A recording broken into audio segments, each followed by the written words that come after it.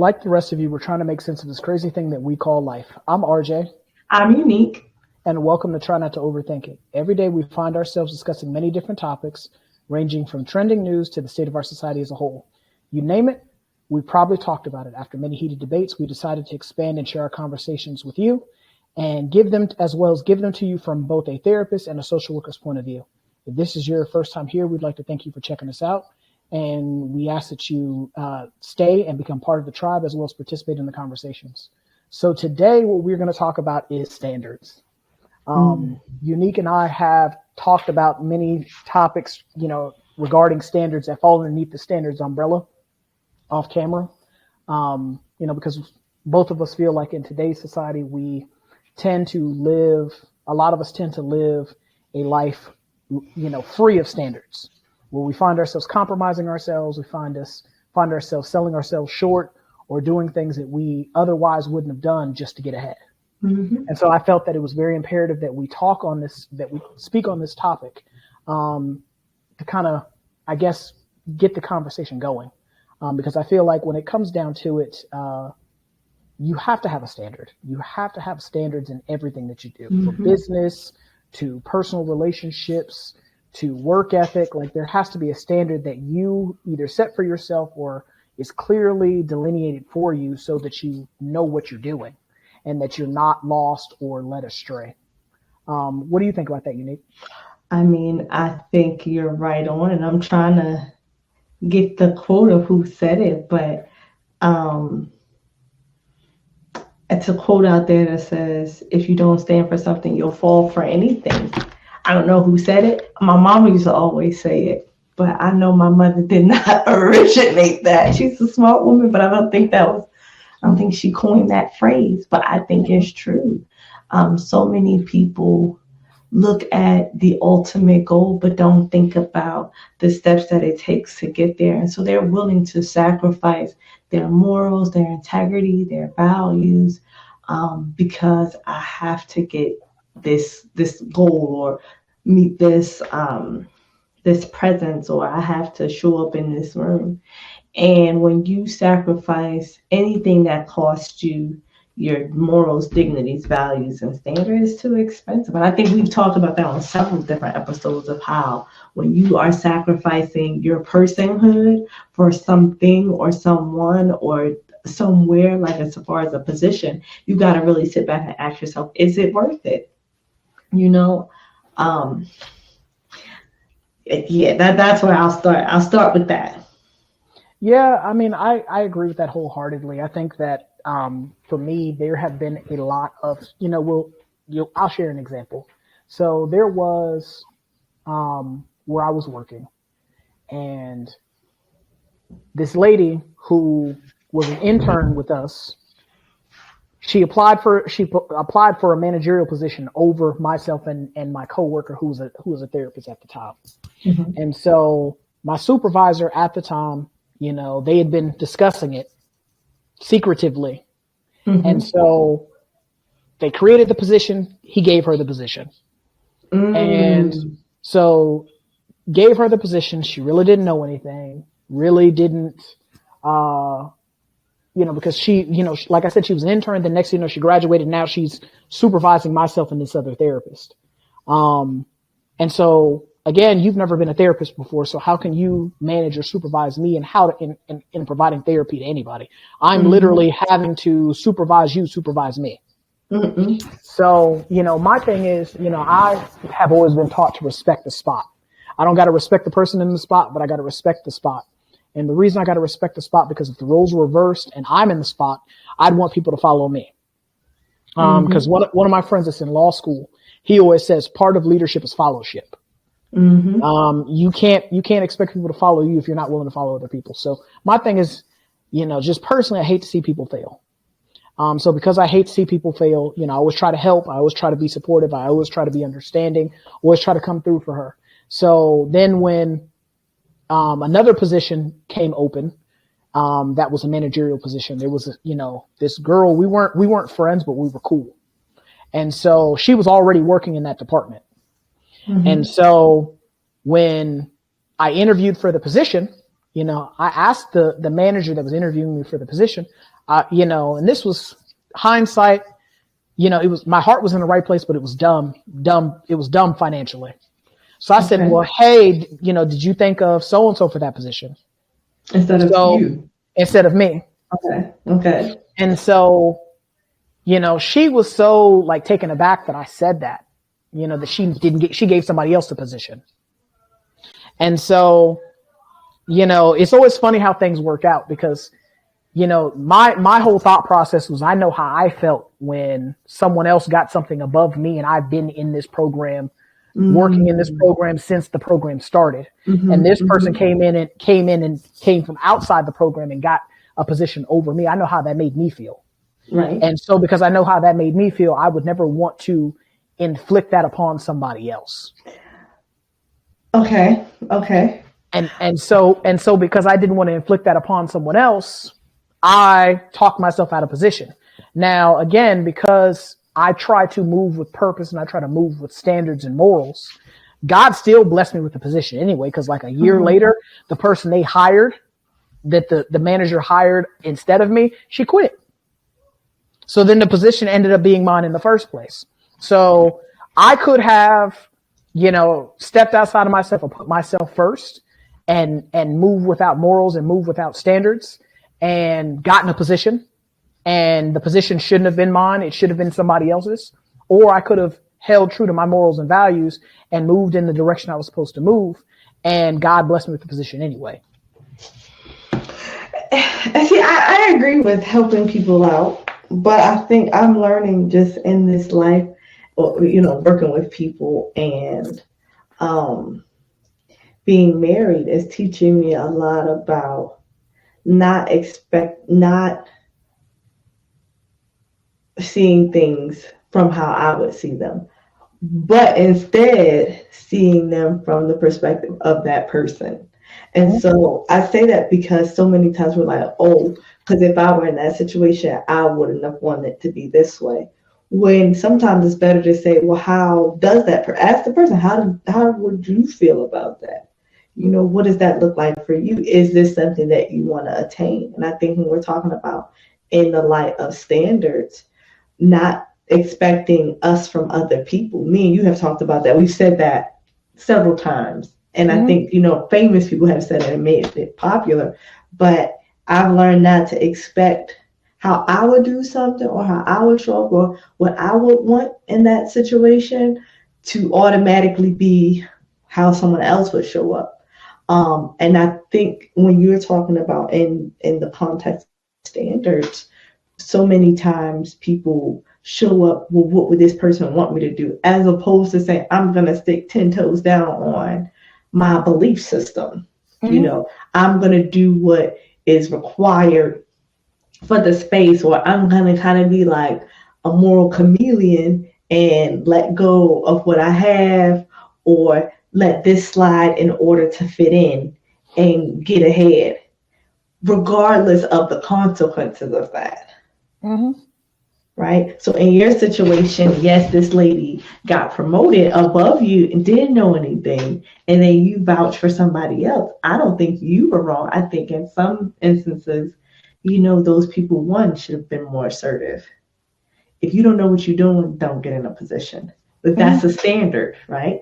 Yeah. To say, hey, I have the drive and motivation to work towards that title, but I'm not in a place where I am qualified nor ready to lead someone else, right? That's just ethical, especially in what we do. Ethically speaking, I'm not in a place to do that, to serve at that capacity. That is not in my clinical wheelhouse yet. And then for the other person, I think if they wanted the position, a level of assertiveness would have spoke up. Hey, this is a position, I notice this position is open. This is something that I'm interested in. Why would you even have to speak up for the person if they've been there for so long? It goes to tell you why maybe they hadn't considered this person, because they're not assertive enough to say what they want or need. Yeah, I mean, and that was something that I had, there was somebody I was friends with at the time, and that's what she said. She's like, well, maybe, did you ever stop to consider that there was a reason why she wasn't being considered? You know, and so, and I mean, to me, this is my thing, you know, and this is how I live my life. What's for me is for me. Yeah. What God has blessed to be mine is what's mine. And if it's mine, God has ordained it to be mine. There's nothing that is going to come in between me and that thing or that person, that position, that windfall, that boon, that blessing, nothing. If God has ordained it to be mine, then there's nothing that's going to come in between me and that. And so, you know, in that time, you know, that position wasn't supposed to be mine. Right. Like, it took her being there for little less than a year for it to be shown head and shoulders, I'm better than anybody else for that position. This position should be his. And so, I mean, for a lot of us, we move with no standards because we don't even know what standards are.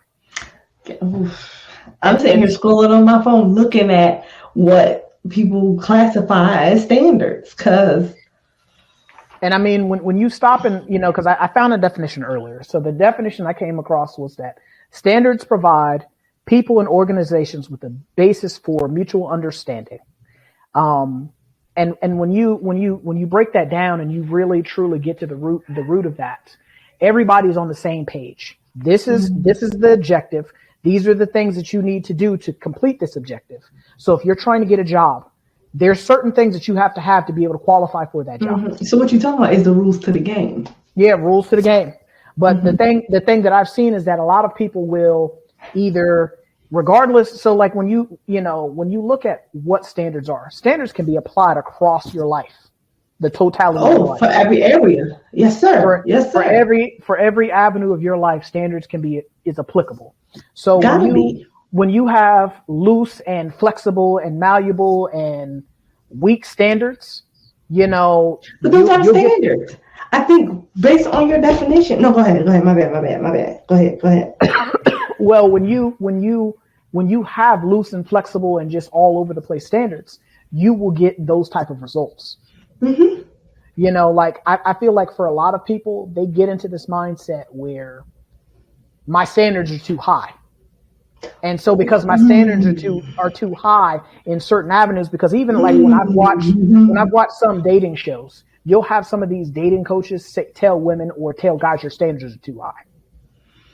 And I mean, to me, are we talking about standards or preferences? Because I think these dating coaches, and I really, the word coach can be a little, it gets a little grating on us, because I think people, life coaching and therapists, people make that synonymous, and they're not. It's not. But that's another episode for another day. I think when I hear your standards are too high, a lot of times what you're saying is my preferences are not yours, therefore they're not relevant. Yeah. These are my preferences. Because see, I think standards and preferences, they get used synonymously too, right? I want a certain look, I want to live in a certain house, I want a certain, level of affluence. I want to look a certain way, I want to feel a certain way. Those are preferences. These are things we give when we do an assessment or a treatment plan. We ask our clients, what are your preferences? Right? What do you want? If you could just get these things in this therapeutic output, what do you want, so that we can provide them to you to our best ability? Now, the standard of care is different from the preference of care. Exactly. Right? A client, my standard of care is I'm going to first do no harm, duty to warn. I am going to be ethical. Your HIPAA right. That's the standard that I'm going to abide by those rules. Standard for the client, standard, you're going to come on time. You're going to, adhere to whatever the treatment plan goals and objectives are. So we set the rules, we've set the standard, an expectation for the encounter. Now the preferences for how those standards are met can be different. Yeah, because the preference may be, hey, I want to meet 3 times a week. And that's not happening. But whereas the standard says once a month.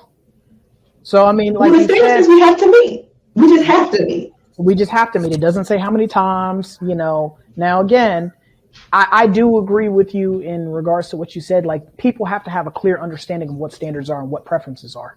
And I think that for a lot of people, what tends to happen is, like you said, we use terms interchangeably. Mm-hmm. And then not only do we use terms interchangeably, but we do what's most convenient for us at the time. Mm.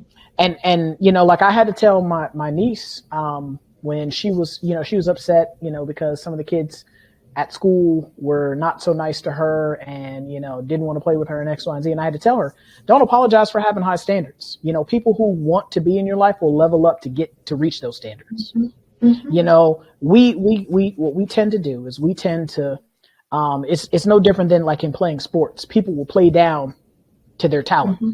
So if I'm a Division I school and you're a Division III school, I don't know if that's really a thing or not.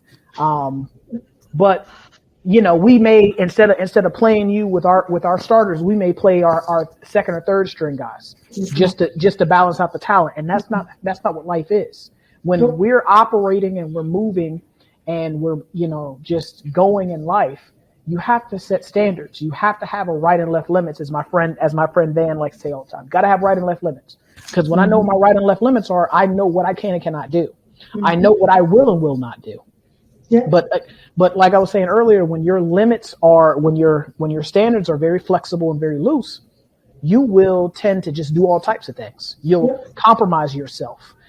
Instead of letting your talent or your work ethic or your personality or who you are, your overall character speak for you, you'll take shortcuts. Yep. You know, you'll compromise yourself in other ways because that's just more convenient for you than putting forth the effort to allow the other things to shine first.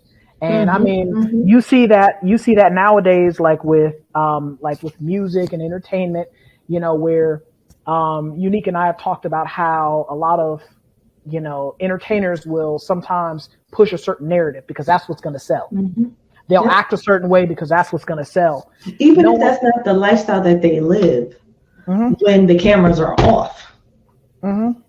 They will push that narrative, push that lifestyle because they know that's going to sell. That's going to put money in my pocket. That's going to put eyeballs on me. That's going to put likes on my Instagram, my Snapchat, my whatever social media it is. That's going to get people talking about me. And I mean, to me, at the end of the day, if you do not have standards, if you don't value yourself, you will sell yourself for cheap. Yep. And we see that day in and day out. And I mean, like, I've worked a lot of jobs, you know, in my 35 years of living, I've worked a lot of jobs. And in one of my jobs that I worked, people would say, if you ain't cheating, you ain't trying. And I'm just like, the first time I heard that, I was like, if you're not cheating, you ain't trying. I was like, what does that even mean? And then I stopped one day and, you know, we were talking about it. And me and some of my friends were talking about it. And I mean, what they were basically saying is that if you're putting forth the effort to really cheat and really get an edge or really get over, that means that, hey, you really are trying to get this accomplished. You're really trying to accomplish this goal, you know, meet this objective. So you really are trying at that point. And hindsight, being older, it does make sense. But again, to compromise yourself and compromise your integrity to get to the point to where you're cheating or doing something that is dishonorable, things that you shouldn't do, is it really worth it at that point? And see, that's what I was about to say, because I mean, this is how my mom used to always say it: give 100% in everything that you do. Now, your 100% might not always. She would apply it to school, but she would say your 100% might not always equal an A. Your 100% might be a B, a C, but you gave it your all to get to that. I think so many times we look at the effort that we put in and expect it to be someone else's effort. Like, my effort is supposed to afford me this lifestyle. My effort is supposed to afford me this opportunity. And if it doesn't, then we start to compromise our effort, or we start to compromise what we do so that my effort can look like somebody else's. But it goes back to what you said. What's for you is for you. Mm-hmm. Your effort is going to be matched with whatever God has in store for you. And if it doesn't line up, you've got to really question, is it that I didn't put forth enough effort? Or is that just really what God didn't have for me? Like, he didn't design me to be in that position at that time. Doesn't mean it might not be forever. But God's timing is perfect. Yeah, I mean, and that's where a lot of people, and I feel like one of the reasons a lot of people are willing to negotiate and lower their standards is because they're trying to move on their time. Mm-hmm. They're trying to move on their time, and because that's something that we've talked about, previously, is the fact that a lot of people want to do everything microwavable rather than take the time to let things marinate and percolate and fully cook before we're ready to eat it. We want to do everything in the time that it takes to make a hot pocket. Mm-hmm. And so because I want instant satisfaction, instant gratification right now, I'm willing to sacrifice things that would otherwise take me a while to obtain. We got a culture full of junkies. Yeah. And I mean, for me, I've had this conversation with people on numerous occasions where, and I've had the same conversation with one of my clients too, because that's her thing. Is she's always go, go, go, go, go, go, go, go, go. Mm-hmm. And it's like, no, we can't always be go. Sometimes you have to stop, you have to plan, you have to prepare, you have to test, you have to, retest, measure, and then execute, because life is about the journey. Not sometimes, all the times we have to do that. Yes, because you measure twice, cut once. And I've had this conversation with Khalil because that's how his mind works. Go, go, go, go, go. Mm-hmm. And like I had to, I've had this conversation with him and numerous other people. Like we get caught up on in life, we get caught up on 2 points in the journey, the start and the end. Not understanding that everything in between the start and the end prepared you for what was going to be at the end. Because if you think about it, if you got picked up from if we all said, hey, I want to be an NBA player, you got grabbed as a kid and dropped into the NBA, you wouldn't make it. You didn't make it. Because you cut. Exactly, because everything that you went through prepared you for where you were going to be at the end. The standards you set for yourself, the things that were non-negotiable for you, because we've talked about that in previous episodes as well. Setting non-negotiable things for yourself. These are things that you're not willing to budge on. For me, as a standard, we going to church. If we're together, just know every Sunday we're going to church. Every Sunday that we're not at work or otherwise, occupied, we going to church. We're worshiping together because that's a standard for me. I think that's your standard and that's your priority. If anybody were to mesh the two, it would be standards and priorities, because what you prioritize, it becomes what you value and what you create your rules around. And so we understand that rules are your standards. And so if I prioritize my faith, then I'm going to value things like church, like Christian communities, or just like religious communities, religious behaviors or disciplines such as like worship and prayer and meditation and devotion. And so then my standards will be around creating a lifestyle that will make room for my values and the things that I prioritize. Oftentimes we have it backwards. We will be like, oh, no, I get it how I live it, but what are you getting? What is getting how you live it? What is that value in that? Because I'm 10 toes down. 10 toes down in what? Foolishness. And so because that's what they prioritize foolishness. I value things that are fools. And so when I have these baseless standards to say, oh, I'm riding for the hood, I'm dying for the hood, a hood that you didn't contribute to, though. Or that you don't own. A hood that you don't own, a hood that don't know you. Because even now, like when you look at a lot of these rappers who are catching these RICO cases, everybody is looking to see who's telling. Because the standard is that you're not going to tell. Everyone's going to go to prison. But the newsflash, everybody's not holding to that same standard. Somebody's going home. Like if you, and I think that there's a rapper, he's in jail now in New York, Casanova 2 times. And he said that he's like, if you get caught in a RICO case and you ain't doing, and you're not serving at least 20 years, you tell it. And so you're seeing a lot of people where they're accusing people of being snitches or telling because they caught pleas, and then they're being allowed to go home. But again, to me, standards are different. But see, because even in these hood standards, right? Because I've heard this. I have a cousin who's in jail now, and Cause I stitches, snitches get stitches. I ain't telling, like, whatever happened. And I'm like, but would those same standards, like, would the people that you're vouching for, would they do the same thing for you if they were put in the same situation? 9 times out of 10, they're not doing that.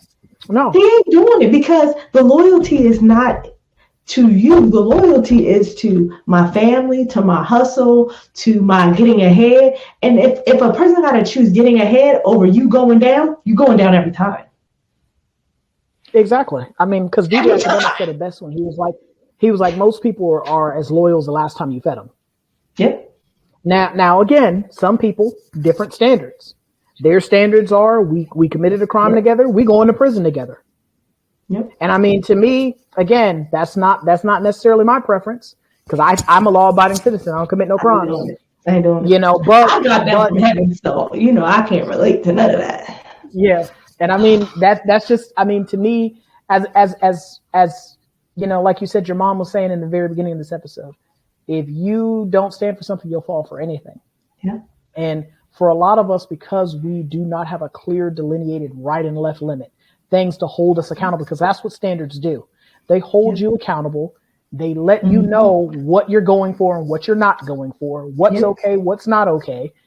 These are things that you can use to guide you and that you prioritize as things that you hold serious to yourself. Because as Unique was saying, when something is important to you, you'll put forth the effort to adhere to it. You'll put forth the effort to build upon it and to stay close to it and not stray from it. And for a lot of people, again, if you're willing to sacrifice certain things, it wasn't that serious to you in the first place. Okay.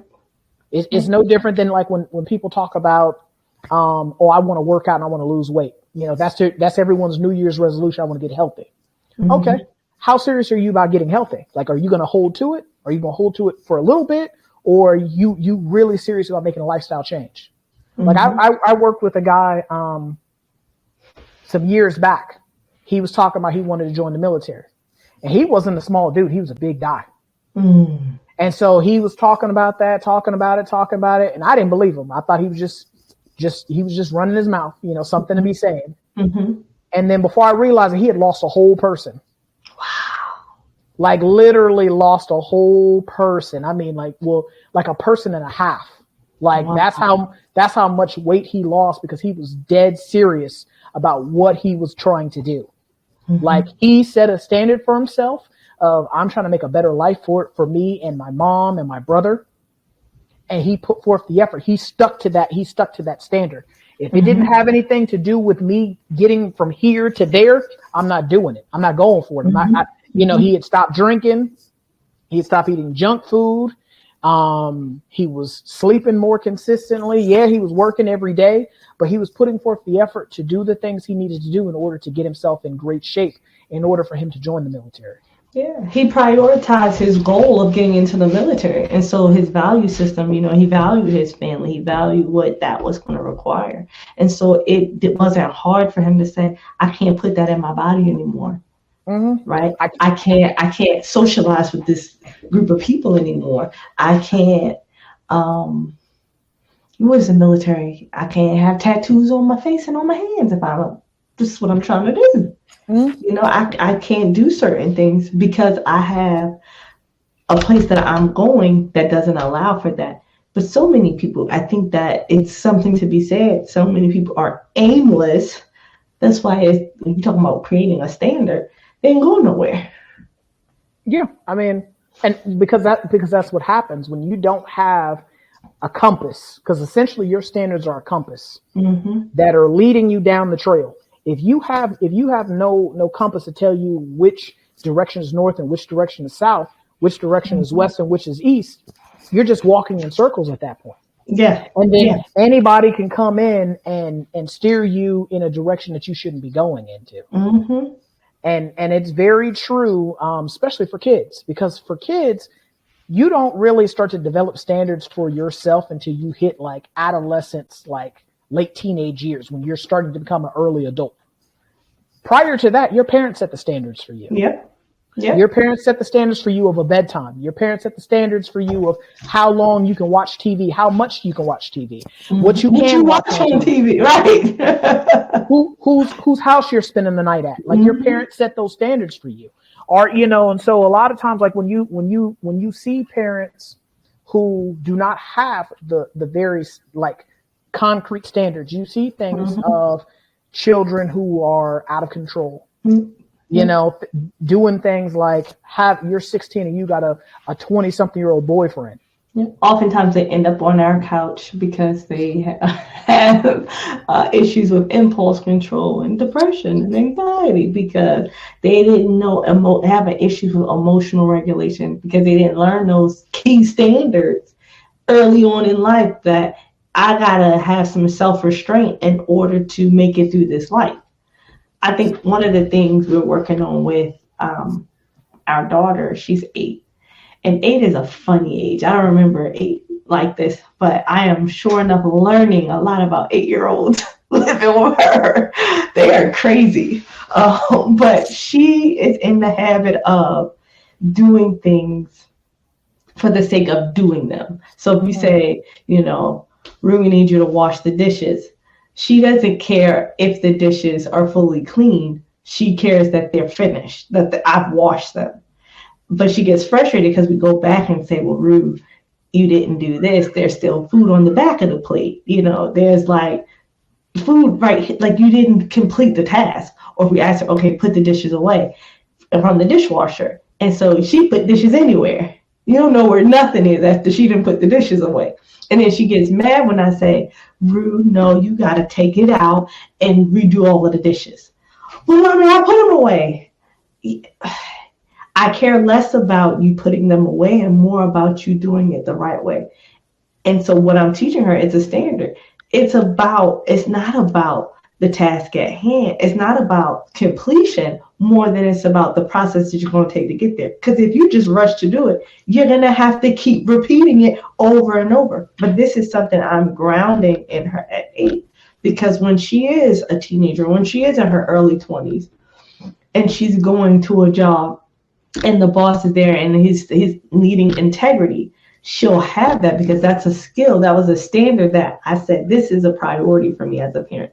I want my child to have a standard of anything worth doing is worth doing correctly, not quickly, not the shortest route possible, not inefficiently. In order to be efficient, in order to be swift, I do it correctly.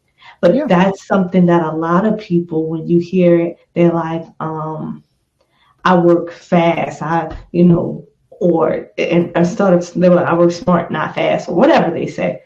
I work smart, not hard.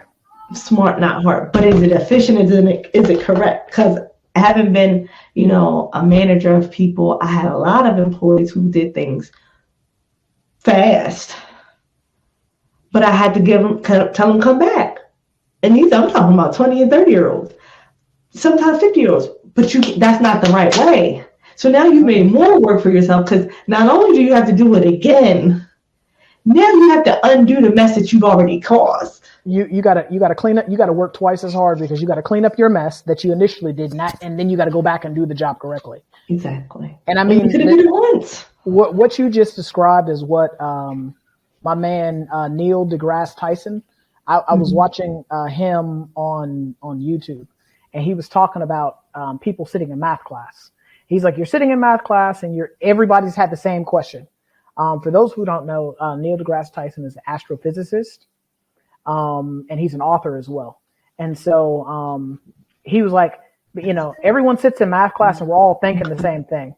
When am I going to use this math? When am I going to need to know, the Pythagorean theorem? When am I going to have to be able to use pi and X, Y, and Z? And he was like, it's not the fact that you have to learn it.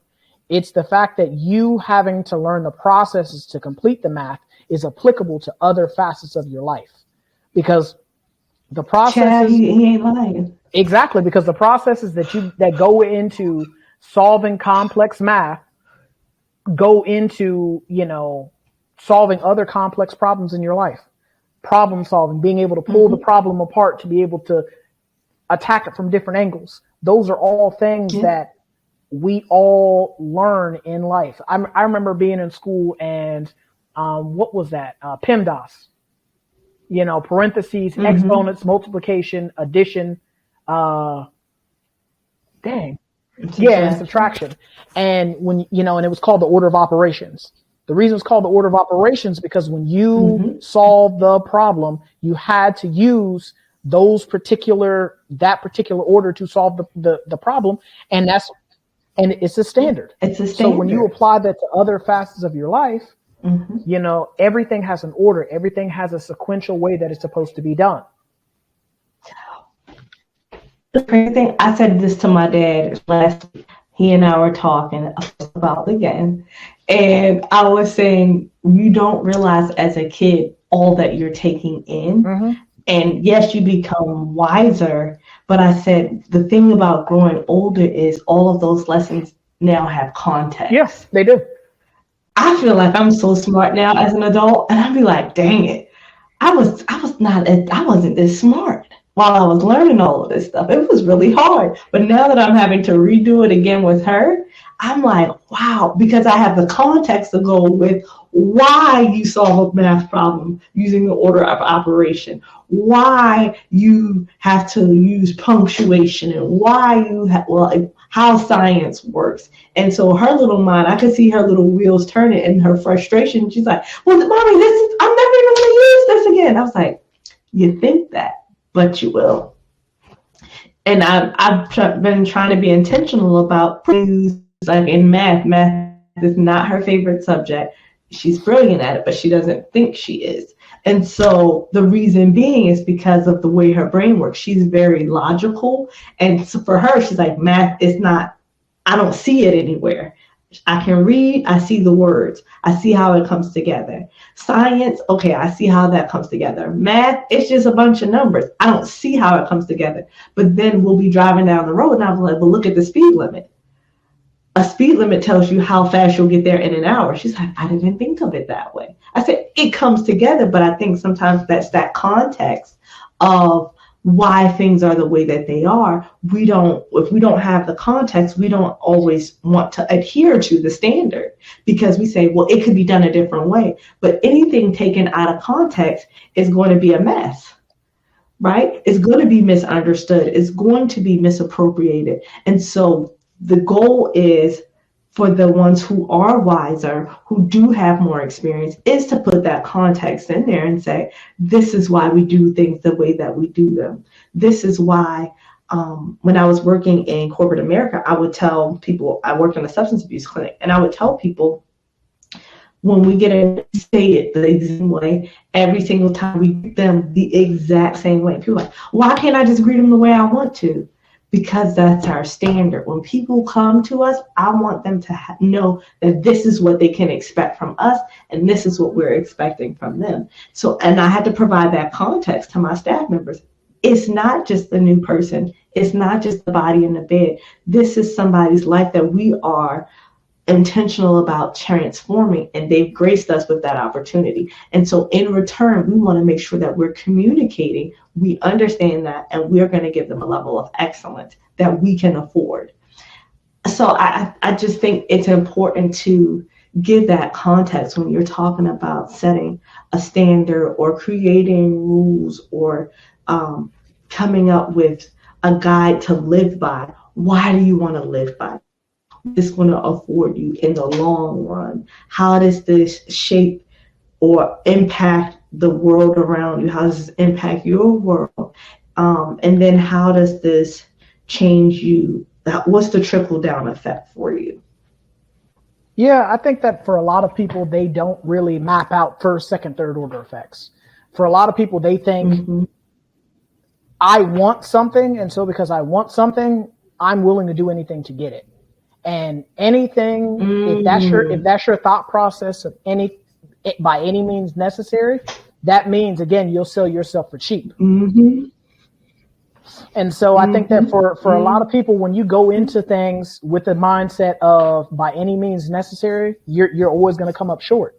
Because again, what you were supposed to have required effort, required discipline, required consistency, required an investment of time, energy, and everything that is, that is needed in order to achieve greatness. Because when you work for something, you appreciate it more when you actually earned it through effort and through the sheer willpower that you put into something.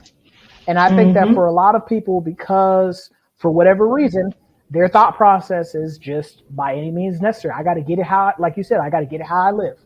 And again, you will find yourself, going in the wrong direction, or still working towards, reaching that goal, because there's going to be roadblock after roadblock after roadblock after roadblock, because you went about it the wrong way. I think one of the things that you pointed out goes back to like what you were telling your niece. We've made exclusivity such a no word. It's exclusive in here. We've made it such a dirty term, but there is some merit to exclusivity. You, in order to be exclusive, that means I have higher requirements and the standards are a little bit more rigorous. Doesn't mean you can't get in here, but in order to be over here, you got to be willing to match the effort to get in here, right? I think people were outraged because the Delta Sky Club, they changed their rules. They changed their standard of what you had to pay to get in that bad boy. And I was reading through it because people were like, it was such an outrage. I was like, let me read it and see what it's about. What they were saying is, because we aim to give a level of excellence, then we are requiring a higher price in order to receive said excellence, which I don't think is a bad thing. I agree. So many times we want people to be standardless in order to appease us who don't want to adhere. You want to be lazy.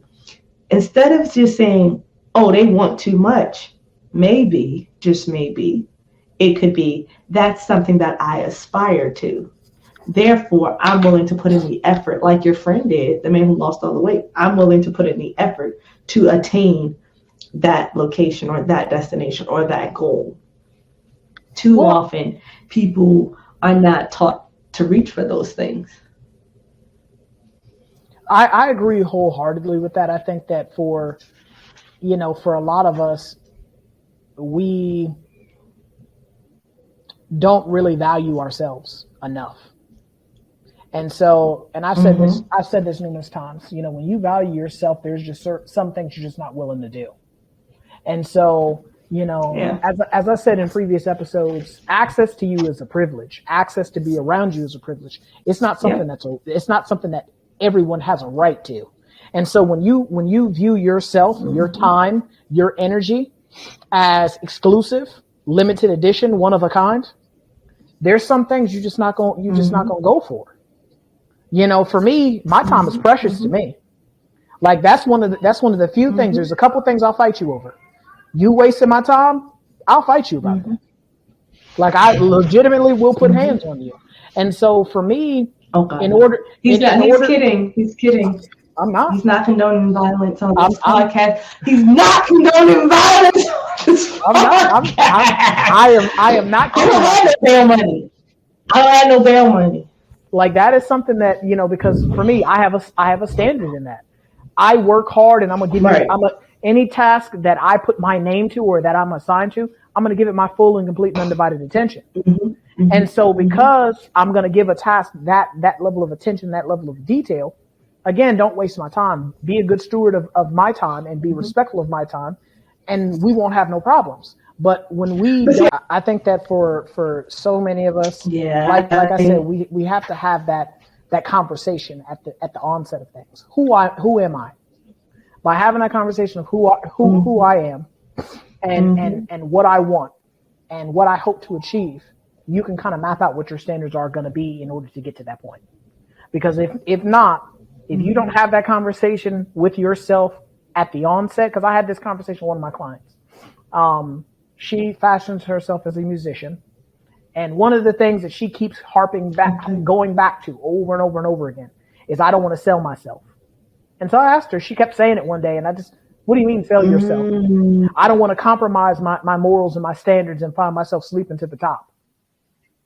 And I'm like, where did that come from? Like, why did we go from making music to sleeping your way to the top? Right. Like, why was that even a thought? But in her mind, that's what a lot of people do, is she feels that regardless if it's, sleeping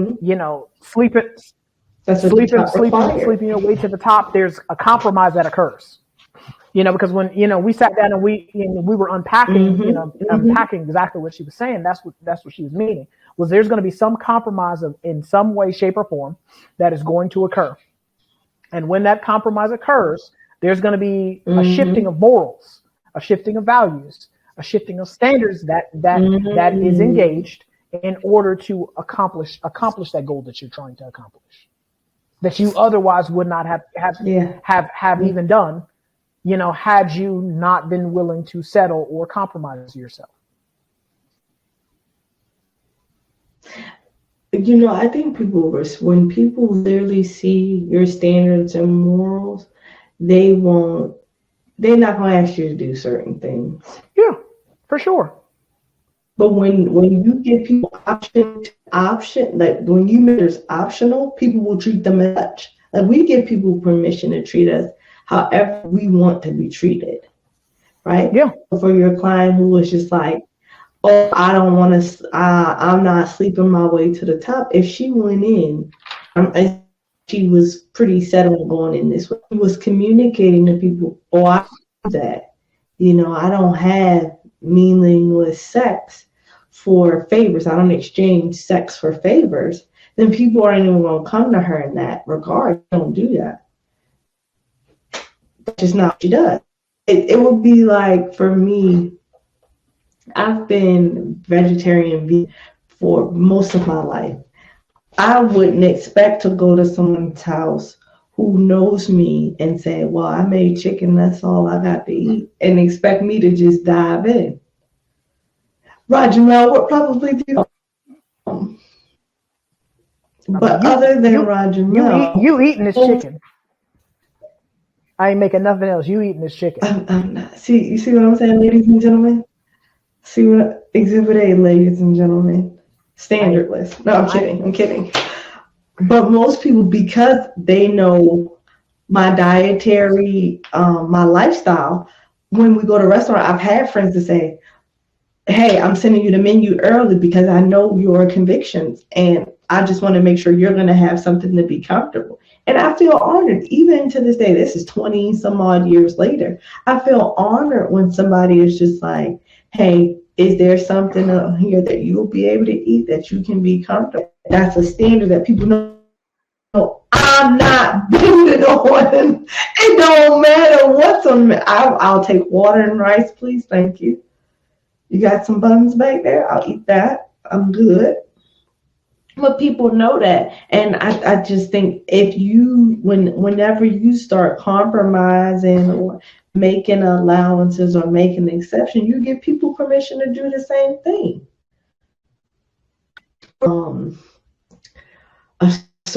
And I think this is something we see in females a lot of times. It's hush hush with guys, but I think with females, women in general, when it comes to advancement, sex is often brought up. I was accused of this, surprising. That's not surprising, but I was accused of sleeping way to the top.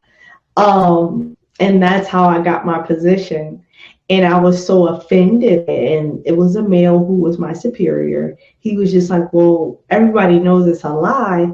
Why are you so offended by this statement? I was like, because I pride myself in being someone who has strong work ethic, who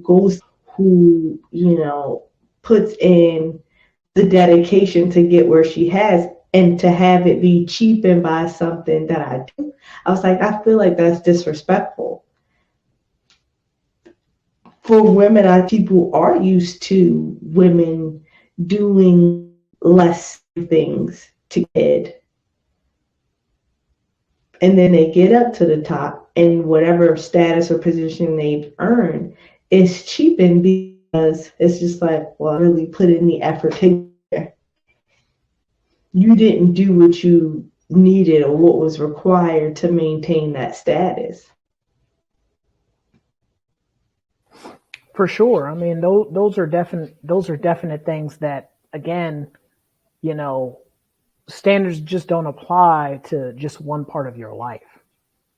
And that's why I think that having standards is so important, because if you have standards in one part of your life, you'll set standards in other parts of your life.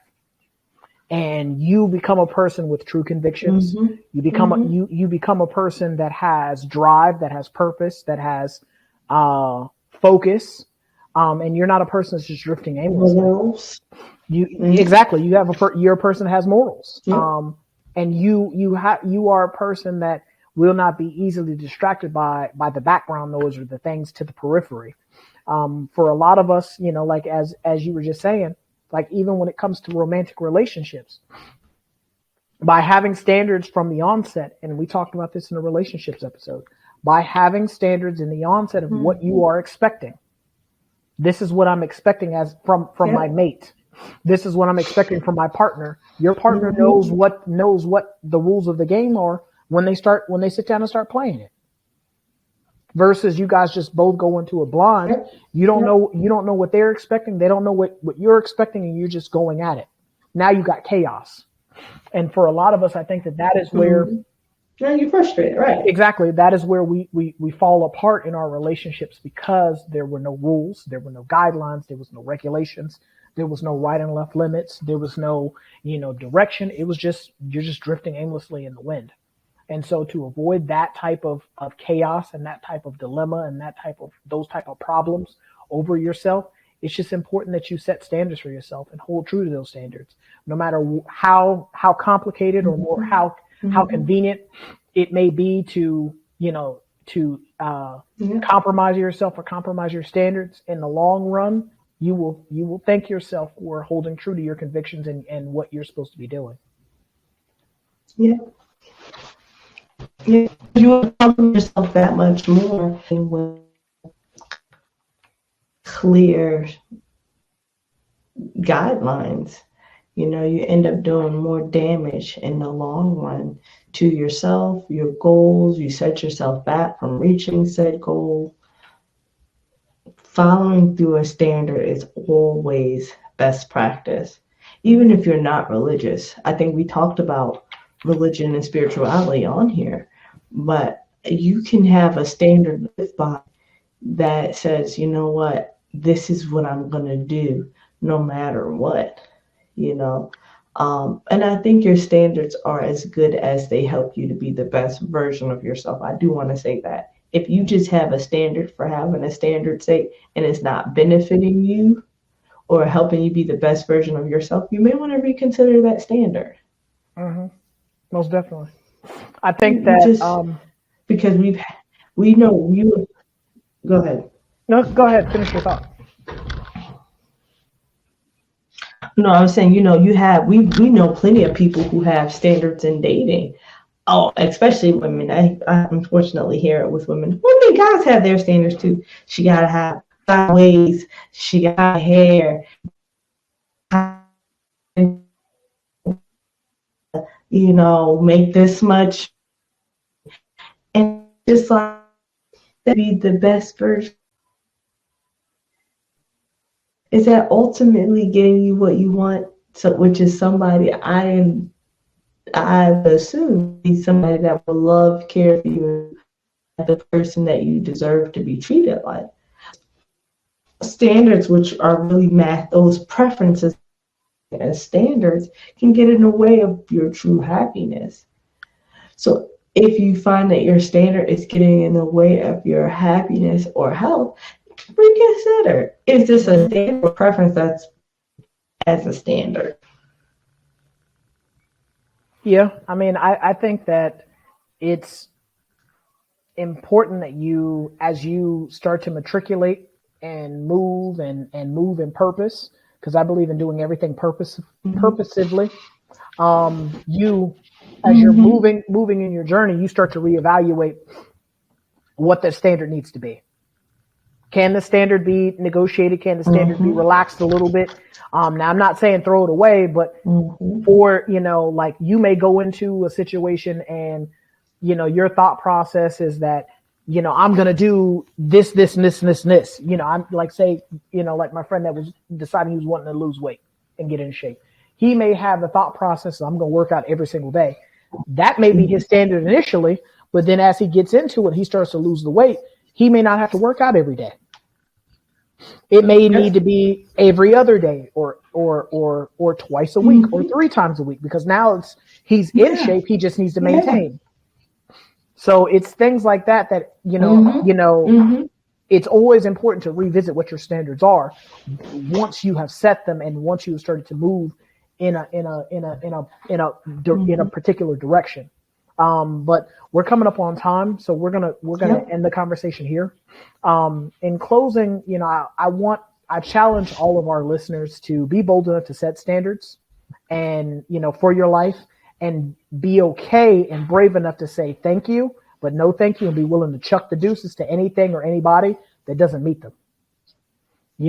Too often what we will tend to do is we will get scared, or we will start to second guess ourselves because we're afraid of the unknown.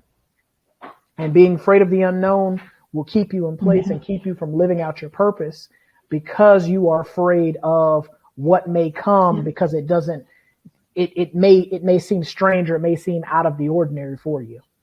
It doesn't look like what you planned out. Yeah. Be willing to risk being alone rather than being in places that don't serve you. For sure. Most definitely. So this is Try Not to Overthink It signing out. We ask that if you like this episode, you check us out on YouTube. We can be found at Try Not to Overthink It on YouTube. We can also be listened to on Apple Podcasts, Google Podcasts, Spotify, Anchor. And if you happen to stop by the YouTube channel, we ask that you like, share, subscribe, turn your notifications on. That's a small thing for you. It's a great thing for us. And we ask that, you become part of the tribe and participate in the conversations. But until next time, I'm RJ.